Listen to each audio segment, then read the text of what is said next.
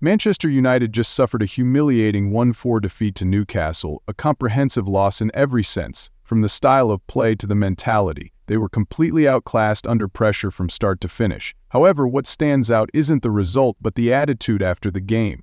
There were no surprises, no boos, and no one bothered to offer any excuses. The sense of disappointment has built up for so long that now, every loss feels like just another normal event. This is no longer a stumble. It's a clear sign of a team that's lost direction, lacking identity, and plummeting without control.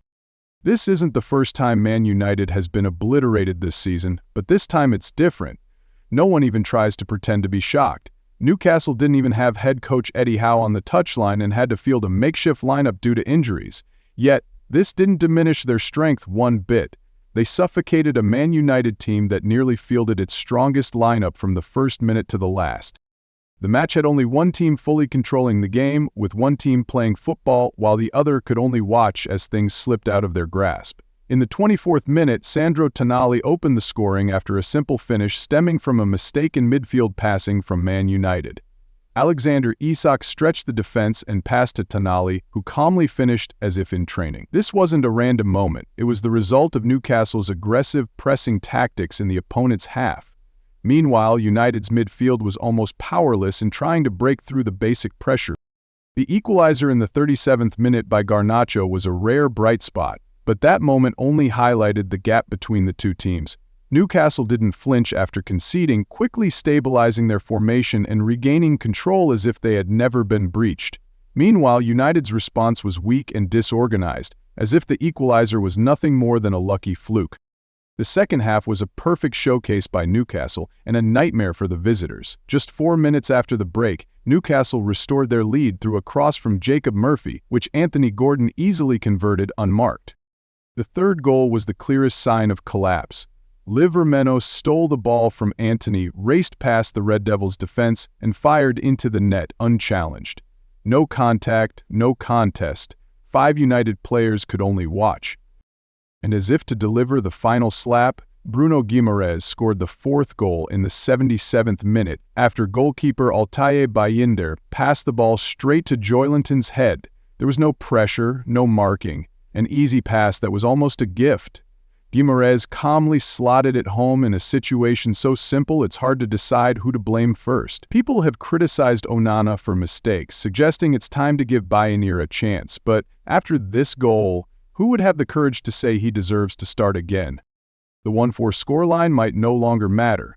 Just watching how Newcastle pressed from the first minute to the 90th is enough to understand the depth of Man United's defeat today.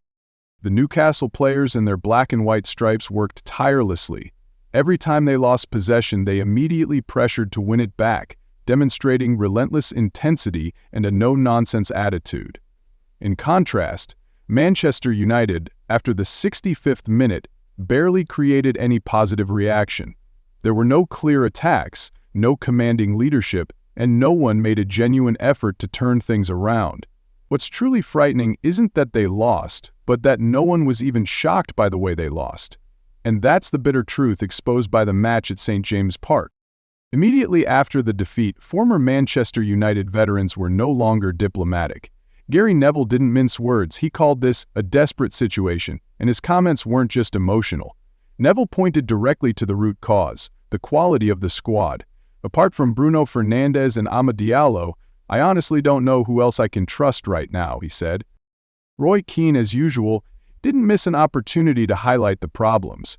He believes the team is weak across the board, from physicality to mentality. Notably, Keane didn't use the word poor, but weak, implying not only technical deficiencies but also a lack of character, attitude, and mentality. For him, losses like this are no longer accidents but clear evidence of a team that has lost all resistance. At the same time, Bruno Fernandes didn't shy away from the truth. He admitted, "We lack unity and we lack courage." He added, "I'm disappointed because I know they can play better, but the inconsistency has dragged us down all season."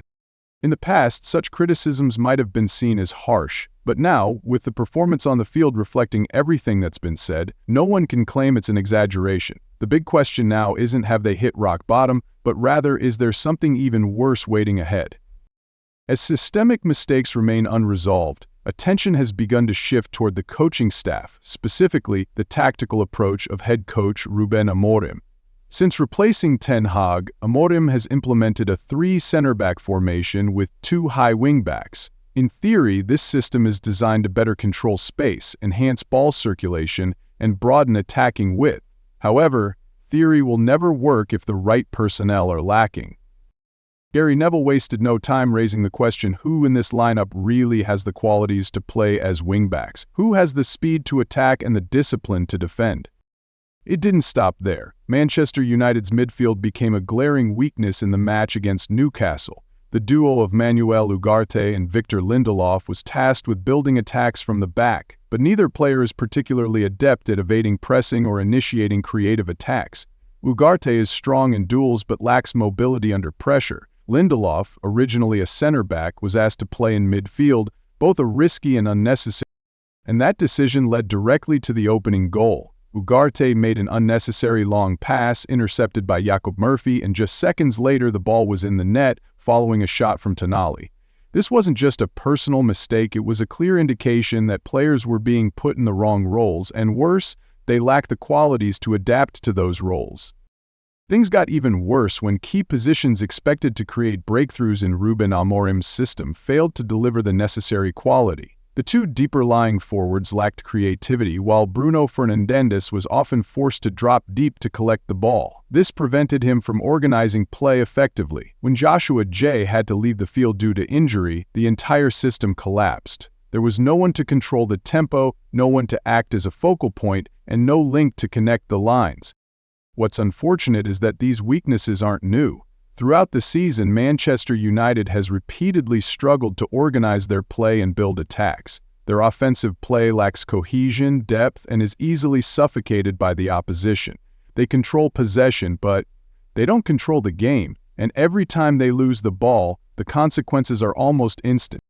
Ruben Amorim is not short on ideas, but having ideas alone is not enough. To implement any tactical plan successfully, the prerequisite is having the right players. Right now, Manchester United's biggest issue might not be that they need a new football philosophy, but rather they need to stop and ask themselves, are they building a team based on a realistic direction, or are they just trying to piece together something they don't have the components for?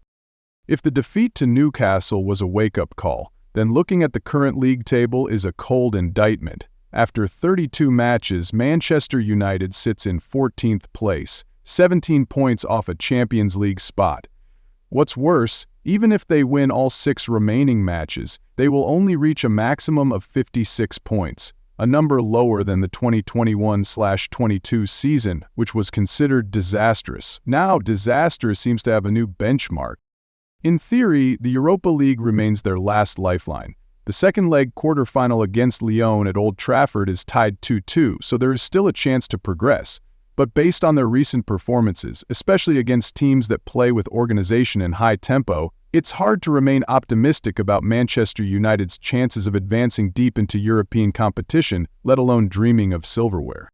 The painful truth is that now, no one is surprised when they lose, even when it's a heavy defeat.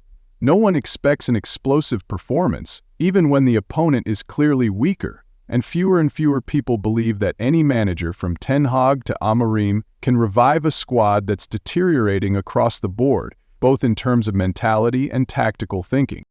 There will undoubtedly be revolutions. There will be new signings, state-of-the-art data analytics systems, and a host of declarations marking the start of a new era. But all of it will be nothing more than empty slogans if the most fundamental change doesn't happen, a winning mentality and a spirit of never giving up. The saddest thing now is that it's no longer about the scoreline or the standings. It's that Manchester United's humiliations have become routine.